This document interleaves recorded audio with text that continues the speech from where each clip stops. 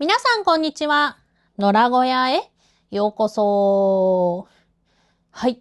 本日は12月の17日水曜日なんですけれども、今日は多分尺が長くなりそうなので、ちゃっちゃか行きたいと思うんですけれども、本日のテーマは、野呂栄作さんの野呂ケイト福袋購入いたしましたので、開封していきたいと思います。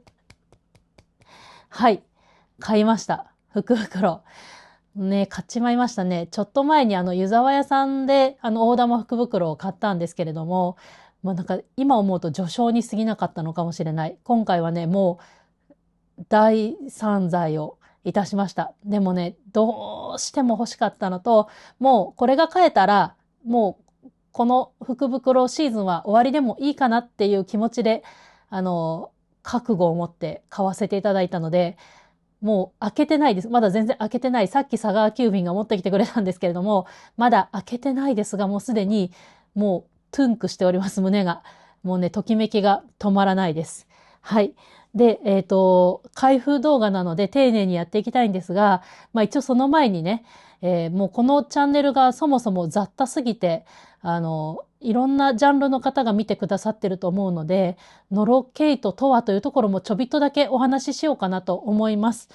前回の動画でまさに大塚屋で私このノロケイトの玉を買って、レッグウォーマーをね、編み始めてて、今ね、片足一応編めたんですけど、これね、ちょっと太すぎたので、もうちょっと細くして編み直そうかなって思ってるんですが、これがね、ノロケイトです。で、今回買ったのは、ノロ栄作っていう、会社名なんですよ。株式会社ノロ栄作っていう会社名なんですけど、のケイト、ノロケイトになります。愛知県一宮市にある、もう私が住んでるのは岐阜市から車で30分もありゃ余裕で到着する、近場なんですけども、愛知県一宮市にある系統会社になります。でもなんて言ったってこのね、特徴的なこの系統なんですよ。これがね、すごい、なんて言うんだろう。まず、結構太さがね、ランダムなんです。太かったり細かったりするところがすごくあるのと、もうなんて言ったってのこの発色の良さ。もうだからもうこの玉で眺めてるだけでまず綺麗だし、こうやって編むと、すごいこのね、個性的なグラデーションが出るんですよ。そう。で、ちょっとホームページで学習したんですけれども、ノロケイトさん、ノロ栄作さんの毛糸は、糸にした後に普通は色を染めるんですけど、羊毛の状態でまず染めるんですって。で、それを会社で一個一個、手作業で、異物を取り除いて、紡いでいくそうです。なので、太さも、まばらだし、なんならね、たまに、藁みたいなのが混じってる。ほんとたまにですけど、混じってます。でもね、ゆえに、まず、そうそうそう、糸が、これ、寄ってないんですよね。この、普通は、まさに先日買った毛糸もそうだったんですけど、2プライとか4プライとかって言って、糸を寄ってるんですけど、これはもう1本なんですよ。1本をちょっとネジネジしてるっていう感じなので、まずね、当然ですけど、糸割れしない。これすごい。糸割れしないし、あと、編んでても、結果ね、この太さがランダムなので、初心者でもムラが分かりにくい。そう、私みたいな編み物初心者が、こういうメリヤス編みの場所を編むと、なんか例えばさ、表編みと裏編みでちょっとあなたテンション違うわねとか、ちょっとここ、折り返し下手だったわねみたいなところが、わかりやすく出ちゃうんですよね。なんですけど、こういう系統だとね、もう全部が味だから、わかんない。それもすごくいい。もちろん上手な方が編んだら、上手な方が編んだのが良さも出るんでしょうけど、そこもね、すごくいいです。で、あと、どうも、染色してから酔ったりしてる上に、なんて言うんだろうな、よりもしてないから、毛糸にかかるストレスが少なくて、結果としては弾力性がすごくある。なんていうの、毛糸そのまま、毛糸というか、羊毛そのまま率が高いので、張りや弾力性があって、毛玉もできにくいそうです。まだね、洗ってないからわかんないですけど、という感じです。ちなみに全然余談ですし、ウィキペディア調べなので、確証はないんですけど、野呂栄作さんは岐阜市に住んでいるらしい。ちょっとこれエンカウントしてるかもしれないっていうどうでもいいことも思いながら、そんな野呂栄作さんの系統、今回福袋を買わせていただきました。ちょっと早速ね、まず箱持ってくるね。よいしょ。これ、待って。今ね、今日結構カメラ遠目にしたつもりだったんですけど、全然入りきらないわ。全然入りきらない。私の手がこのサイズ。普通のハサミがこのサイズで、この大きさの段ボールでやってきました。はい。今回私実は福袋2個買いました。2個買いました。迷ったんですよ。めっちゃ迷ったんですけど、2個買った。いや、もう絶対これ後悔しない福袋だなって思ったので、2個買わせていただきました。ちなみに、すごい争奪戦でした。お昼の12時からスタートして、もうアクセス型でページにつながらないし、5分後ぐらいにはもう人気のやつはソールドアウトしてました。で、1時間後ぐらいに見たら多分全部売り切れてたかなぐらいの、もうすごい争奪戦でした。はい。もうなんで私ももうエラーを吐きまくりながら、何回かリロードして2個買えたということでね、ありがとうございます。ということで、早速開封していきましょう。全然画角に入らないので、後でちょっとカメラ切り替えますけど、やっぱね、この開封の楽しさはみんなと共有したい。よし、行くよ。全然映ってなくて申し訳ないですけど、行きますよ。やばい。やすごい宝箱だ。本当に宝箱。いや、すごい。すごいよ、これ。すごい。ちょっと、夢じゃん。すごい。ちょっと今あまりに入りきらないので手持ちに変えました。こんな感じです。そして、これ噂に聞いてたシルコサンドだ。ご存知ですか皆さん、シルコサンド。この東海圏ではね、超メジャーなお菓子なんですよ。あんこが入ってるね、なんて言うんだろう、クッキーというかね、なんです。私もう今回、のろけとお迎え記念で自分もシルコサンドをね、先日買ってきました。はい。なんか、シルコサンド入ってるっていうのはね、調べてちょっと知ってたんです。すごーい。じゃあ、早速ね、開封していきたいと思います。はい。そんなわけで、カメラをちょっと切り替えて、シルコサンドを持ってきました。こちらがね、シルコサンドです。これ、愛知県小牧市の会社が作ってらっしゃるんですけど、小牧市はね、一宮市、ノロケイトさんのある一宮市のお隣の市で、岐阜からも近いんですけれども、これもう超、ソウルフードなので今回感謝の意も込めて買ってまいりました。はい。はい。ということで、早速ね、開封をしていきたいと思います。私が今回買わせていただいた福袋は、のろねっこという福袋と、梅という福袋の2種類を買わせていただきました。じゃあね、梅からいこうかな。お高い方からいきたいと思います。ちょっとね、なんでかっていうと、のろねっこの方はね、なんだろう、細かいのがいっぱい入っているのと、ちょっと計量もしたいので、梅からいきたいと思います。梅は、ですね、税込み12,100円の福袋になっていて、クレヨンっていうね、さっき私がお見せした、こちらもクレヨンなんですけれども、ノロ栄作さんの系統の代表作の一つ、クレヨンなんですが、これが、入ってるよっていうのが、梅のテーマになってるので、そのクレヨンと、あと、プラスアルファいっぱい入ってるよっていう、福袋になります。で、ノロウェー作さんの福袋のいいところは、この小竹馬あるんですけど、クレヨンのね、色指定できるんですよ。これは本当にありがたい。湯沢屋さんもノロ系と福袋あったんですけれども、大体そもそも普通の福袋は色指定はできないじゃないですか。ね。なので、なので、湯沢屋さんだったら、店舗に行けば袋の中身がわかるんですけど、ただそれもね、希望の色があるとは限らないので、ですけど、ノロエ作さんの福袋の場合は、色指定ができるので、もちろん在庫がない場合はダメですけど、今回なので色指定をさせていただきました。ありがとうございます。ということで早速梅を紹介していきますね。はい。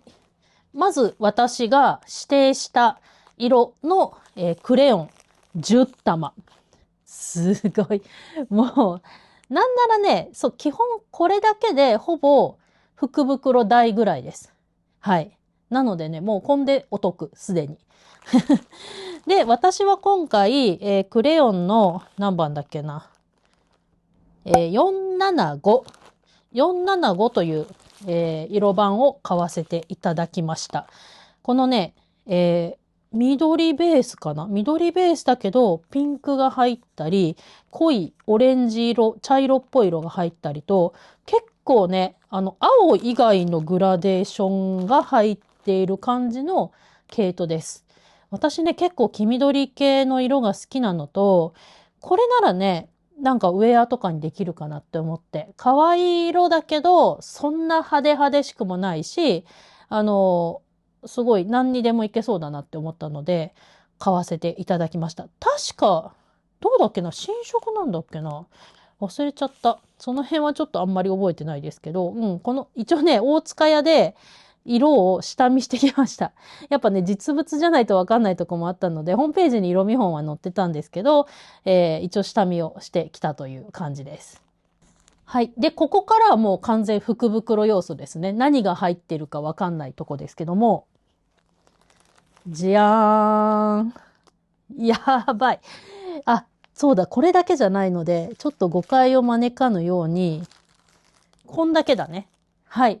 これが、今回の無名で、色指定で買える、クレヨン10玉とは別でついてくるものです。なのでもう実質、ここは、もうほぼタダで買ったような本という感じになります。めっちゃ嬉しい。じゃあ、一個ずつ見ていこうか。はい。じゃあ、いきますよ。もうすごい量だ。はい。まずこちら。花火のカラーナンバー14ということで、こちらは絹が50%、毛25%、ナイロン25%っていうことで、結構細い。ね、細い糸ですね。棒針4から6号。US3.25 から3.75。結構細いですね。ソックヤンとまではいかないんですけれども、かなり、ノロさんの毛糸の中では細めだと思います。見て、ここの色めっちゃ綺麗ですね、これ。すごい。わあ、すごいね。私、絹が入った毛糸初めてだと思います。うわあ、手触りもめっちゃいいです。すごい。これが、まず、花火。ちょっとダメだ。時間もないので、ちゃっちゃか行きましょう。次。こちら。おー、茶色い。こちらは、クレオパトラ。まさかの、ここでね、でも、ひらがなクレオパトラっていう。はい。カラーナンバーが1016になります。こちら、ウール100%ですね。棒針6から8号なので、で、50g135 メートル。なので、クレヨンよりは若干細いけど、近いね。クレヨンに近い毛糸だと思います。へー。いいですね。この濃い茶色はかなり使い勝手がいい。でも、茶色の中にこういうグレーのグラデーションが入ったりとかね、なかなか面白い毛糸だと思います。男性とかのね、ウェアとかなんか小物とかにもめっちゃ良さそうな毛糸ですね。次。はい。こちら、シルクガーデンソロということで、シルクだね。まさに。これまた使いやすそうな色味の毛糸ですね。グラデーションはね、ほぼ入ってない。うん。ほぼ単色と言っていいぐらいの色だと思います。カラーナンバー9で、絹が45%。モヘアが45%、ウールが10%ということで、棒針8から15で、100メートルで50グラム。あ、これはもうほぼクレヨンだね。太さとしては。ただこれはシルクが入ってるので、肌触りはやっぱちょっと違うなという感じがいたします。次。あ、まだクレオパトラいた。二人目のクレオパトラです。こちらカラーナンバー1016ということで、こちらはいいね。すごい、自然味あふれる色。あ、でも、この表の、このなんていうの、抹茶チョコみたいな色とは打って変わって、中の方にはね、ちょっと紫がかったような色も入ってて、これまた面白いグラデーションですね。はい、こちらもクレオパトラでした。次。あ、シルクガーデンももう一人いた。はい、シルクガーデンになります。こちらカラーナンバー535ということで、こちらも成分表一緒ですね。絹45%、モヘア45%、毛10%ということになります。綺麗。私が選んだクレヨンの色にちょっと似てますけど、こっちは青が入ってるね。で、代わりにピンクが入ってない感じの色味です。すごく綺麗。草原みたいな色ですよね。自然を思わせるような色味ですごく綺麗だなって思います。編みやすそう。次。クレヨンもね、入ってました。すごくいい色だ。ねえ、落ち着いた色の中にも、すごくこう、緑とか青とか紫が入ってるので、綺麗なグラデーションが入ってます。結構濃いめの色ですね。カラーナンバー452ということで、こちらもクレヨンです。場合によっちゃね、これ大使いに在庫があるかもしれないから、なんか玉買い足してね、作ったりもできそうな気がします。次はね、枷なんですよ。すごい。これはね、何も書いてない。何も書いてないので、もう、成分もわかんないし、メートルもわかんないです。太さ的にはね、結構太そうなので、クレヨンよりなんなら太い可能性もあるかなぐらいの太さの毛糸です。なんとなくウール100のような気がするんですが、どうだろう。全然わかんない。私、こういうのがね、ちょっと疎いんですよね。で、今回、はかりを持ってきました。この、普通にキッチンで使ってる、使い古したはかりですけど、ちょっと一応グラムを測っとこうと思って。じゃあ、まずこれね。106、107。なんで、まあ、100グラムですね。ざっくり。100グラムの毛糸の枷になります。次。これはタグがついてるな。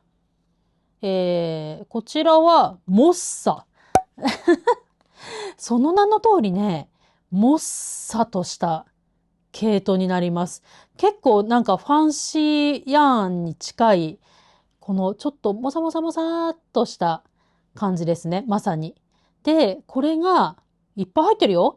計52%、レーヨン16%、絹11%、モヘア11%、ナイロン10%だって。で、これは90メートルで、約50グラム。9から11号で棒針の場合編めるそうです。うわ、これ超個性的。ね、でも結構ね、なんて言うんだろう、しなやかな糸ですね。柔らかいというか、芯があるタイプの糸ではないので、こう、形がね、保たれるっていうよりは、こう、ふわっとする感じの、糸かなというふうに思います。はい。で、次。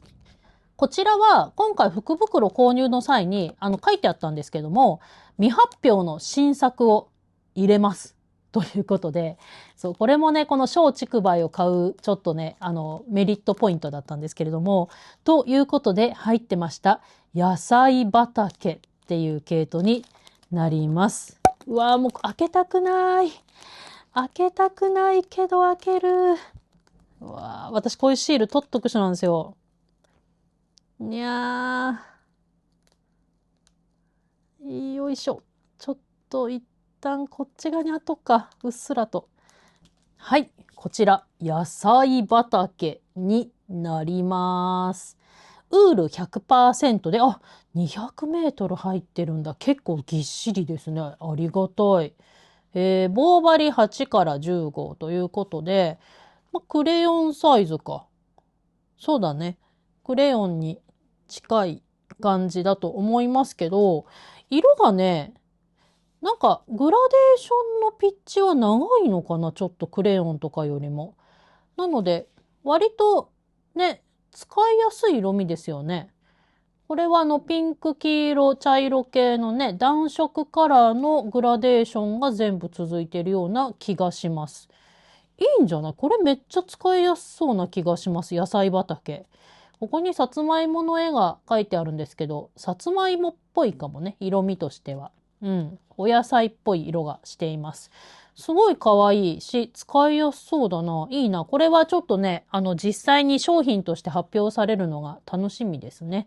はい。こちらが、野呂さんの新作系統、野菜畑になります。はい。あとは、今回の、梅の福袋としては、こちらの本、58号がつくよっていう風に書いてあったので、こちらになります。これはね、前半は、こちらはね、なんて言うんだろう、写真集というと変ですけども、こんなの編めるよっていう、ものになります。で、こちらに編み図があるので、もうね、早速編むことができるっていうね。そうそうそう。これもすごくいいですよね。ありがたいですね。はい。こちらがついてきます。で、あとは、このネームタグとシルコサンド。このネームタグいいね。めっちゃいい。はい。これが梅のすべてになりました。すごい量でしたね。いや、もう何年かかって編み切れるのってぐらいの量なんですけど、もう当分飽きない。相当楽しみです。ありがとうございます。はい。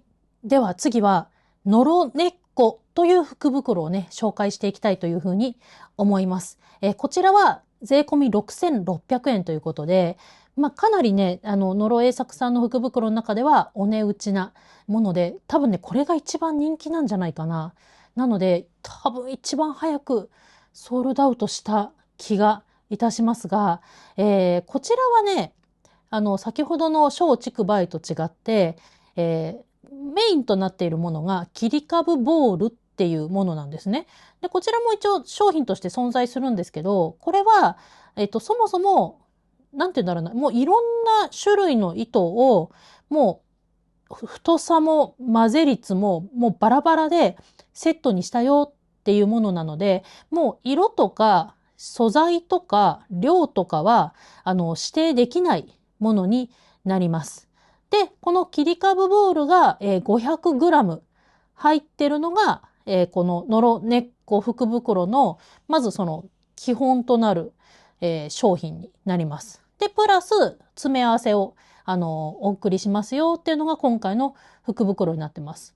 なので、このさっきの梅と同じで、この切り株ボールっていうのが、商品としてあるんですけど、これがもうそもそもこのぐらいの値段なので、もうそのプラスアルファ分お得になるという福袋になっております。で、今回、そのさっきも言ったように切り株ボールがいろんなグラム数の玉になっているので、ちょっとね、グラムをメモっとこうと思って、先ほどのこの測りと、ちょっとメモをね、これあれですよ。キシリトールのガムの捨て紙ですけど、一旦これでね、メモをしていこうかなと思ってます。じゃん。はい。まずこれが、ノロ根っこのセットになってます。多分なんでこれで合計 500g ってことなのかなと思います。はい。じゃあ、ちょっと早速開けていきましょう。開けていきましょうって言いましたけど、もうこの状態で可愛い。もうこれを、なんだ、飾りたい。ね、これをなんかガラスのテーブルとかの下に入れて、眺めて過ごしたいって思うんですけど、まあ開けてきますね。もう幸せでしかないよね。もう今は猫が寝てるんです。猫が寝てるうちじゃないと絶対にこの作業できない。はい。ということで、こちらが、切り株ボールになります。で、コンペイトーと松ぼっくりっていう、これ多分なんですけど、色のタイプなんだと思うんですよね。コンペイトーが割と、ビビット系の鮮やかな色、松ぼっくりが結構シックな、使いやすい感じの色の、多分セットなんじゃないかなって思うんですけど、私は今回コンペイトーを買わせていただきました。はい。じゃあ、これをね、1、2、3、4、5、6、7、8、9、10、11、12、13玉あるのかな。はい。1個ずつ、もうちょっとサクサク見ていきましょう。はい。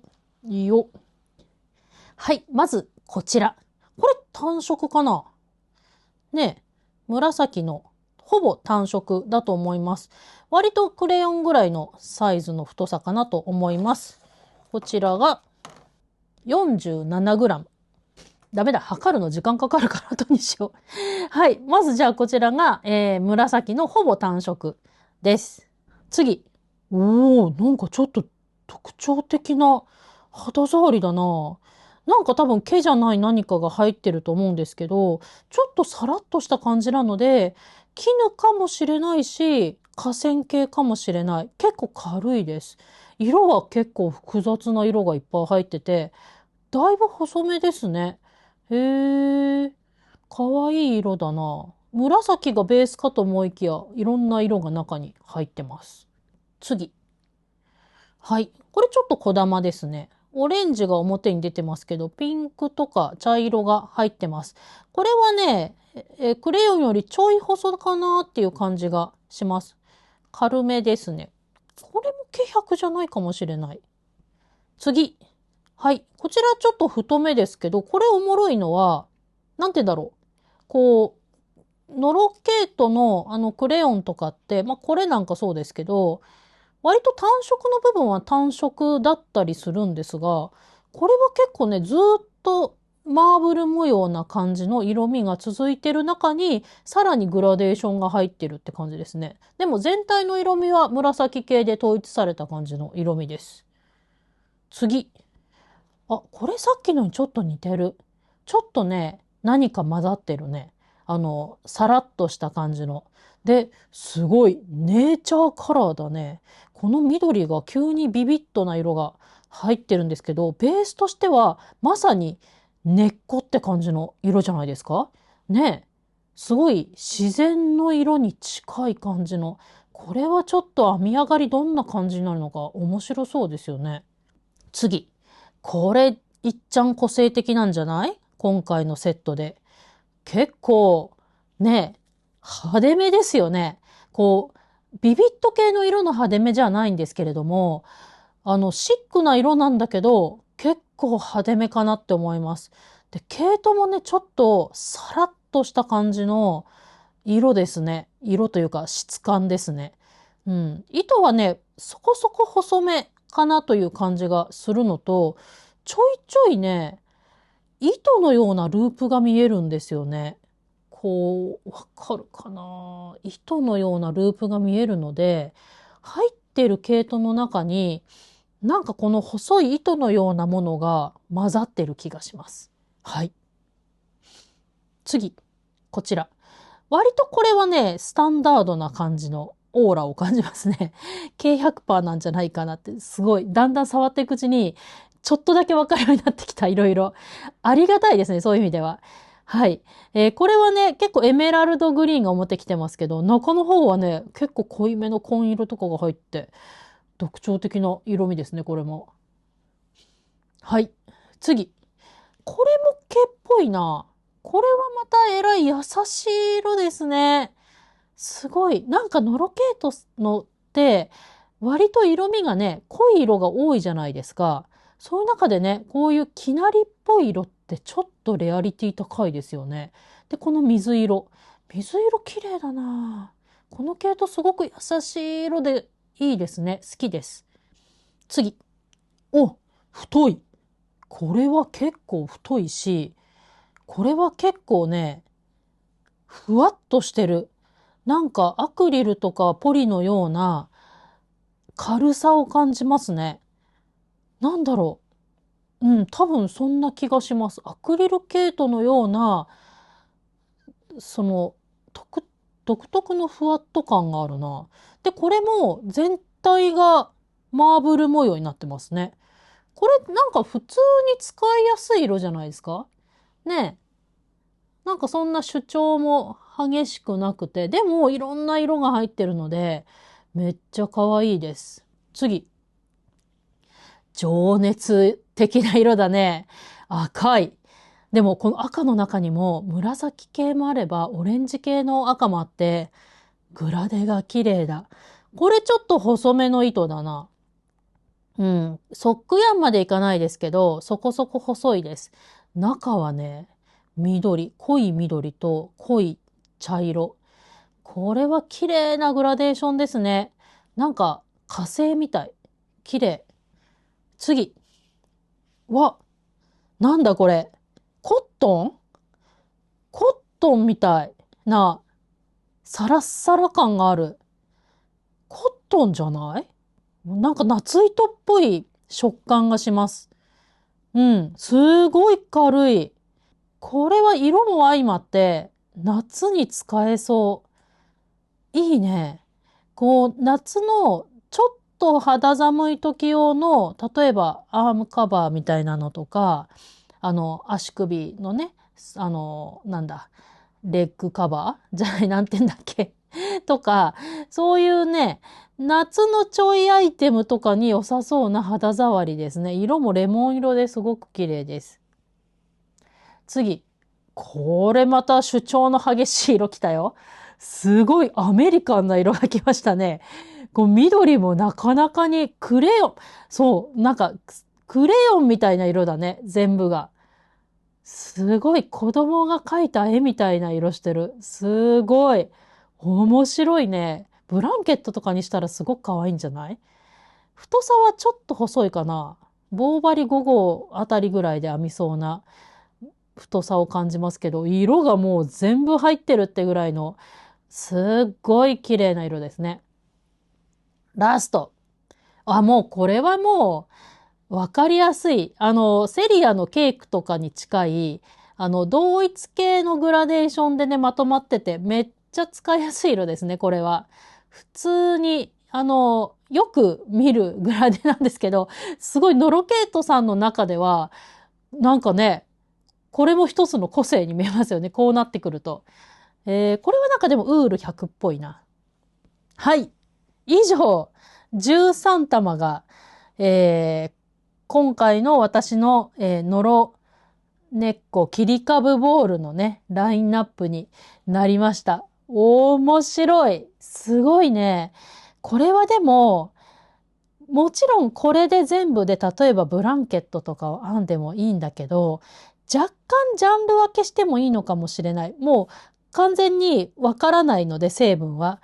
私の肌感覚なんですけど、それでもサラット系とモコット系にぐらいは分けられるのと、糸の太さではある程度分けられるので、多少ジャンル分けして、例えばこれとこれは同一系だな、みたいな感じで、同一系で合わせて何か編んでもいいかなというふうに思いました。ちょっとグラムを測るのは最後にしよう。動画を撮影し終わってからにします。もうとにかくすごい量で、多分これ動画の長さもすごいことになってそうな気がするんですけど、いきます。はい。こちらが、のろねっこ福袋で、切り株ボール以外についてきたものになります。すごいボリューム。ね。もう、しかもどれも結構大きいので、使いやすそうな感じがします。では、開けてまいりますね。いや、すごいな。このボリュームすごいな。これついてくるなんて、まあ、そら確かに、のろねっこ福袋が一番即完売しちゃう理由はわかる気がします。確かに今回これも全部わかんないんですよ。素材がね、何が混じってるかわかんないんですけど、こんなだって楽しい糸で、どれも肌触りがいいんですよ。もう間違いがないからね。で、これをね、買えるんだったら、そらね、みんな買っちゃいますよね。すごい。もう、ワクワクが止まらないですけど、まあちょっと今からじゃあ、見ていきましょう、ここに。まずはじゃあ巻いてあるのからいこうか。はい。こちら、まず行きましょう。なんか、基本単色っぽいんですけど、このちょっとしたニュアンスカラー感。ね。青、ね、コバルトブルーと、なんかちょっとディープブルー系のね、色と、でもちょっとビビッドな色も若干入っての、この青、綺麗。めっちゃ使いやすそう。なんかね、男性の何か、小物とかを編むのにいいような気がしますよね。一応ちょっとこの辺から測っていこうか。あ、100グラム。うん、100.5ですけど、100グラムです。いやー、ありがたいですね。なんやかんやでも多分、ある程度使いやすいグラムで巻いてくださってるんだと思います。100グラムあればね、じゃああれが編めるかしらっていう計画が立てやすいので、すごくいいかなと思います。次。はい。この色もいいね。私結構好きな色です。青系、寒色系の中でも、全体に結構白が混ぜてあるので、そんなビビッドな感じではなくて、使いやすい色味になってると思います。なんならさ、合わせてもよくないこの二つ。ね、この二つで例えばしましまにしたりとか、模様を作ってもめっちゃ良さそうな気がします。かわいい。これが、うん、これもね、ほぼ 100g ですね。101.5g です。これも同じ素材かなウール100のような気がします。次。これはちょっとなんかね、違う気がする。何かが、ウール100ではない気がします。で、またこれはね、結構太さがニュアンス出てますね。太かったり細かったりが。こことかだってもうほぼフェルト。こういうのがあるのがね、ノロケイト面白いとこですよね。で、色はね、なんか寒色なんだけど、このちょっとピンクが入ることで、女子ですね。すごい女子感のある色だな。かわいい。これでも3つとも相性いいね。これ3つとも相性のいい色だなって思います。これが、うん、これも 100g だ。でもそうなんだ。これ 100g あるのか。そう思うとじゃあ、ほぼ同じ素材なのかな。ちょっとわからないな。でもやっぱなんかちょっとサラッとしてる気がするので、これだけちょっと違う気がします。はい。じゃあ次は火いきますね。じゃん。綺麗。すごい。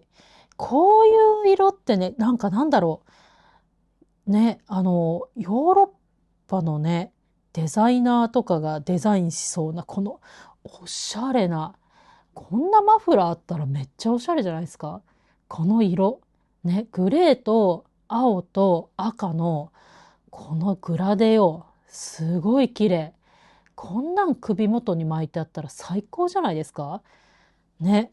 これどうだろうこれも100とかなのかなそうだね。基本やっぱ 100g な気がします。めっちゃ贅沢だね。でもそう思うと。100g がこんなにいっぱい入ってるなんて。うわー、これでも色すっごい好き。この色すっごい好きです。ね、なんかまあ残念ながら無理なんですけど、この色好き、これ10カセ欲しいとかなりますよね。無理なんですけどね。はい。まあなんかその無理だからこそいいのかもしれないですけど、めっちゃ綺麗です。次。これは楽しい毛糸だね。これはすごい。蛍光色っぽい黄色とかピンクとかが入ってて、そう、私ノロケイトの好きなとこなんですけど、このさ、グラデーションの入り方が、このしましまみたいな感じで、その、ね、二つの糸をこううまくね、キョキョキョキョキョってやってるので、しましまが出てくるんですよね、こういう。これが可愛い。いや、これは面白い毛糸だな。もう編まなくてもこのままで楽しいもんね。かわいい。これも100かな。うん。100、結構これはあった。111グラムありましたけど、これも100グラムになります。最後。これは使いやすいな。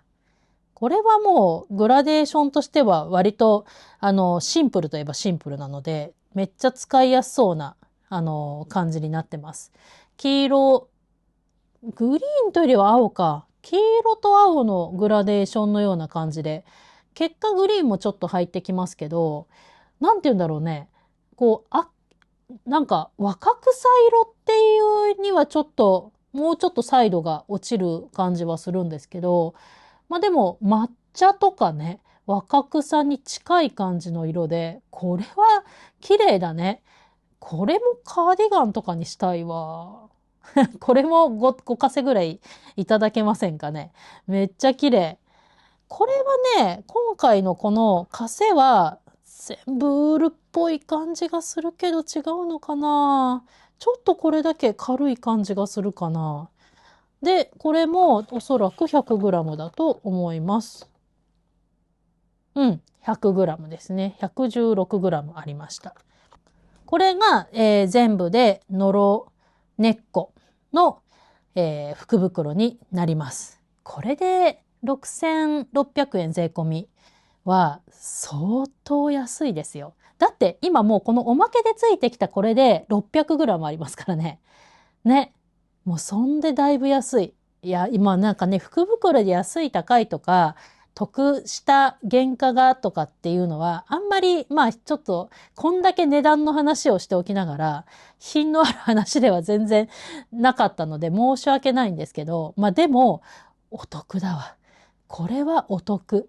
で、ノロネッコのこの、なんだっけ。ノロネッコの福袋。これはね、本当楽しい。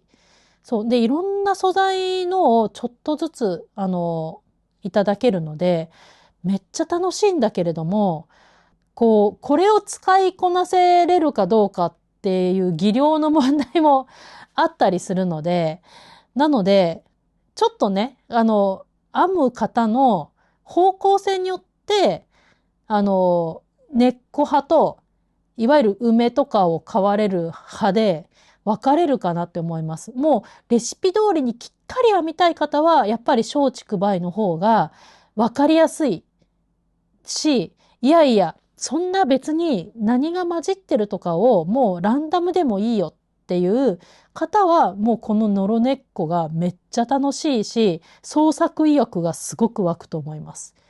いやー、面白いね。はい。そんな感じで、いやー、すごい、情報量も多いし、物量も多いし、そしてきっと尺も長くなったであろう福袋開封動画となりました。もう、本当に幸せ。本当に幸せ。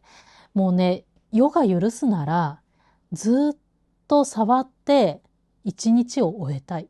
もみもみしながら、ニヤニヤしながら、過ごしたいなっていうぐらいに、もう本当に見てて、目が潤う毛糸たちを、そして手も潤う、お迎えできたなというふうに思います。そして、やっぱり、野呂栄作さんの毛糸のね、なんてったって多分真骨頂は当然編んで、それをね、身にまとったり、身の近くに置いたりして、長く楽しむというところなので、もうこれはね、もったいながらずに、たくさん楽しませていただこうかなと、1年かけて、もうなんなら多分1年以上かかると思うんですけれども、たくさん楽しませていただこうかなというふうに思います。なのでね、その楽しませていただくためにも、ちょっとこの後グラムを測って、あとはある程度自分の中でのメモ、これは計100っぽいとか、これはちょっと軽いとか、ちょっとメモも残しながら、これから編んでいくものたちにね、使っていきたいなというふうに思います。で、もう本当にすごくファンになったので、野呂栄作さんのね、今後出される毛糸だったりとか、もうそれこそなんなら作品の編み図とかもね、ちょっと他も買わせていただきたいなというふうに思ったので、ちょっとね、野呂栄作さんの野呂毛糸をね、今後も愛していきたいなというふうに、深く深く思いました。いやー、この年の瀬にね、すごくいい思いをしました。ありがとうございます。ということで、本日は野呂栄作さんの野呂毛糸福袋、野呂根っこと、梅の開封動画となりました。それではまた次回お会いしましょう。バイバイ、野良小屋でした。またねー。